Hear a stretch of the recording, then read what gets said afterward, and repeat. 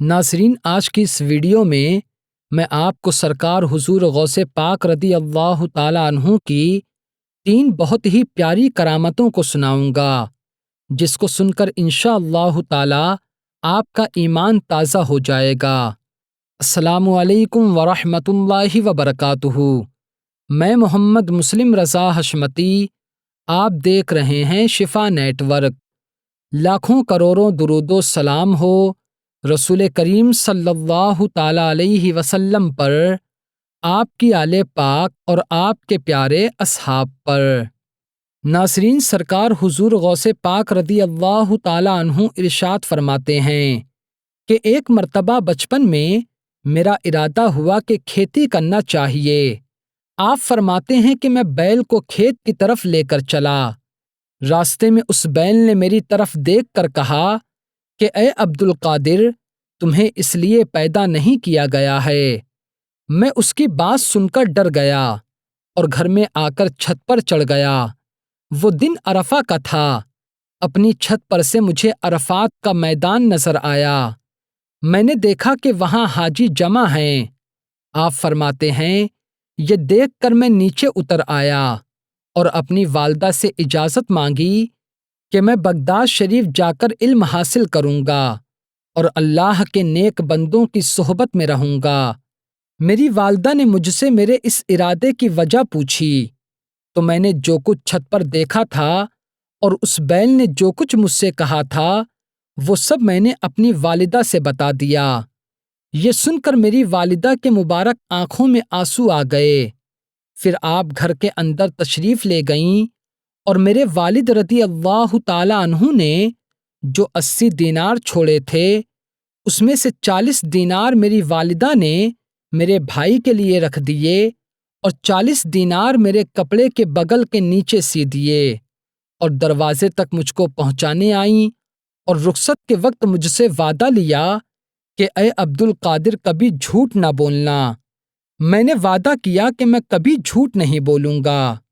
پھر انہوں نے ارشاد فرمایا، اے میرے پیارے شہزادے، اب تمہارا ظاہری دیدار مجھ کو قیامت ہی میں نصیب ہوگا۔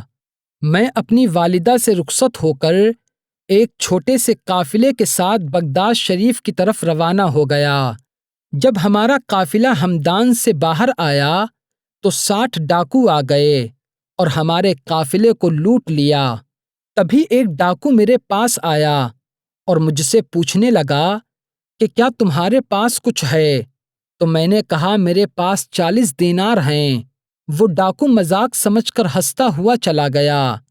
اتنے میں دوسرا ڈاکو میرے پاس آیا اور اس نے بھی یہی پوچھا کہ کیا تمہارے پاس کچھ ہے؟ تو میں نے کہا ہاں، میرے پاس 40 دینار ہیں۔ وہ بھی ہنستا ہوا مذاق سمجھ کر چلا گیا۔ آگے پہنچ کر یہ دونوں ڈاکو آپس میں ملے اور کہنے لگے کہ اس قافلے میں ایک لڑکا بڑا دلیر اور بہادر ہے جو ایسے موقع پر ہم سے مذاق کر رہا ہے۔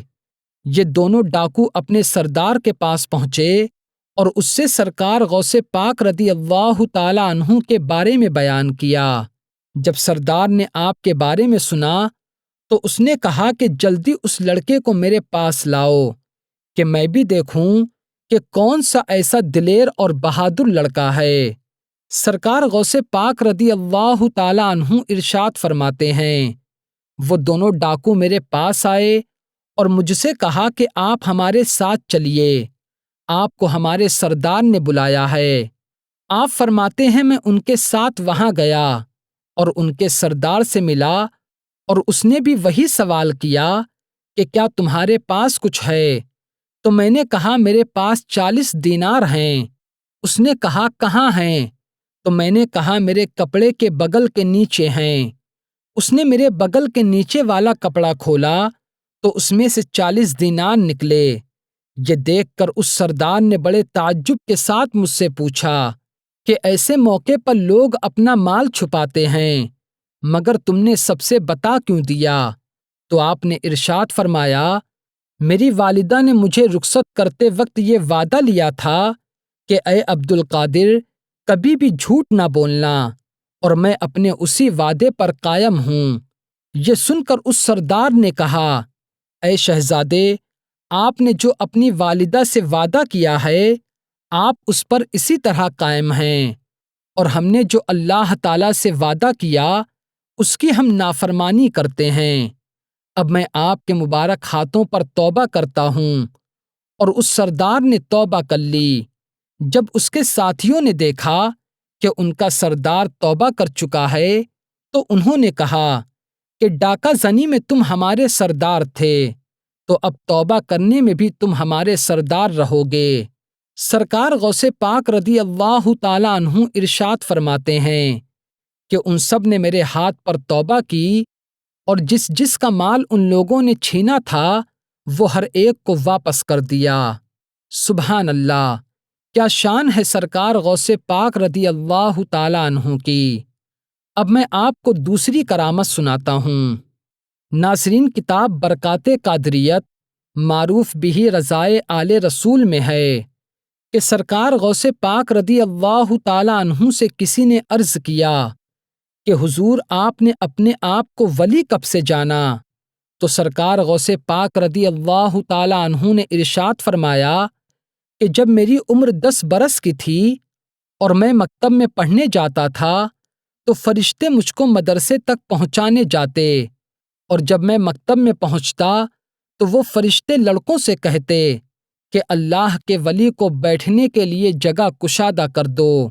ایک مرتبہ کا واقعہ ہے کہ ایک ضعیفہ اپنے بیٹے کو سرکار غوث پاک رضی اللہ تعالیٰ عنہ کی خدمت اقدس میں لائی اور عرض کیا کہ اے میرے آقا، میرے اس بیٹے کا دل آپ کی طرف بہت مائل ہے، آپ اسے اپنی خدمت میں قبول فرما لیں۔ سرکار غوث پاک رضی اللہ تعالیٰ عنہ نے اسے قبول فرما لیا اور اس لڑکے کو مجاہدہ اور ریاضت کا حکم دیا۔ کچھ عرصے کے بعد اس لڑکے کی ماں اسے دیکھنے آئی تو وہ کیا دیکھتی ہے کہ اس کا بیٹا جو کی روٹی کھا رہا ہے اور وہ دبلا ہو گیا ہے۔ یہ دیکھ کر وہ ضعیفہ سرکار غوث پاک رضی اللہ تعالیٰ عنہ کی بارگاہ اقدس میں حاضر ہوئی تو اس نے دیکھا کہ آپ پکا ہوا مرغا کھا رہے ہیں اور ہڈیوں کو توڑ توڑ کر ایک برتن میں رکھ رہے ہیں۔ اس ضعیفہ نے عرض کیا، اے میرے سرکار، حضور تو گوشت کھاتے ہیں اور میرا لڑکا جو کی روٹی کھاتا ہے۔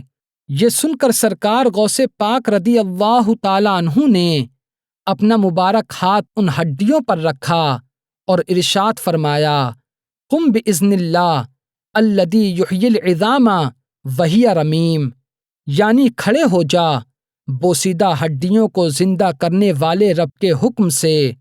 آپ کے یہ ارشاد فرماتے ہی وہ ہڈیاں فوراً ایک مرغا بن گئی اور وہ مرغا بانگ دینے لگا، یعنی آواز کرنے لگا۔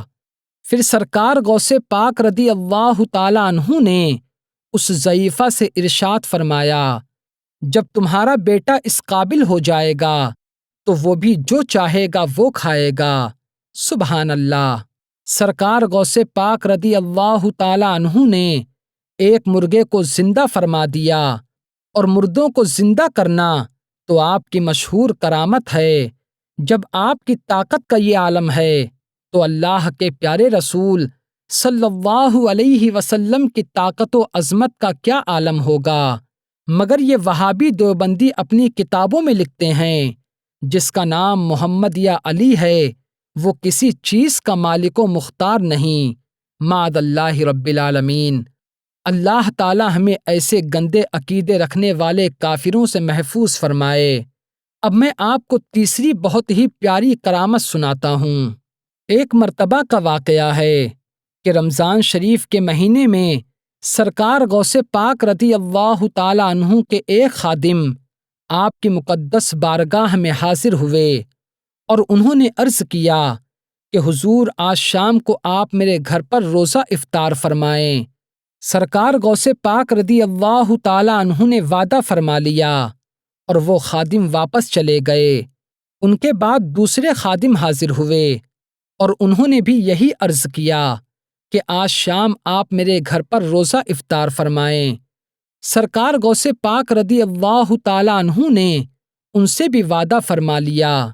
پھر تیسرے خادم آئے اور سرکار غوث پاک نے ان سے بھی وعدہ فرما لیا۔ اسی طرح ایک کے بعد دوسرے 70 خادم آپ کی مقدس بارگاہ میں حاضر ہوئے اور ہر ایک نے یہی عرض کیا کہ حضور آج آپ میرے گھر پر روزہ افطار کریں۔ آپ نے ہر ایک خادم سے وعدہ فرما لیا۔ جب افطار کا وقت آیا تو حضور سرکار غوث پاک اس ایک ہی وقت میں ہر ایک خادم کے یہاں تشریف لے گئے اور ہر ایک کے یہاں روزہ افطار کیا اور ہر ایک کے یہاں آپ نے کھانا کھایا۔ صبح کو جب سارے خادم جمع ہوئے تو ایک نے دوسرے سے فخر کرتے ہوئے کہا کہ کل رات سرکار غوث پاک نے میرے یہاں کھانا کھایا تھا۔ دوسرے خادم نے کہا آپ غلط کہتے ہو، سرکار غوث پاک نے میرے یہاں کھانا کھایا تھا۔ یہ سن کر تیسرے خادم نے کہا تم دونوں غلط کہتے ہو، سرکار غوث پاک نے میرے یہاں کھانا کھایا تھا۔ غرض وہ 70 خادم آپس میں بحث کرنے لگے۔ جب مدرسے والوں نے ان کی باتوں کو سنا تو انہوں نے کہا کہ کل رات تو سرکار غوث پاک نے مدرسے سے قدم بھی باہر نہیں نکالا اور یہیں مدرسے میں روزہ افطار فرمایا اور یہیں پر کھانا کھایا۔ یہ سن کر سب لوگوں کو کافی حیرت ہوئی اور سب لوگ سرکار غوث پاک کی مقدس بارگاہ میں حاضر ہوئے اور اپنا معاملہ پیش کیا تو آپ نے ارشاد فرمایا کہ کچھ بھی تعجب نہ کرو، اللہ تعالیٰ نے اپنے ولیوں کو اتنی طاقت و قوت عطا فرمائی ہے کہ وہ ایک وقت میں بہت سے مقام پر حاضر ہو سکتے ہیں۔ سبحان اللہ، کتنی پیاری شان ہے میرے آقا سرکار حضور غوث پاک رضی اللہ تعالیٰ عنہ کی۔ اللہ تعالیٰ ہمیں آپ کا سچا غلام بنائے اور آپ کی محبت میں زندگی اور موت نصیب فرمائے۔ تو ناظرین، آج کی ویڈیو میں صرف اتنا ہی۔ السلام علیکم۔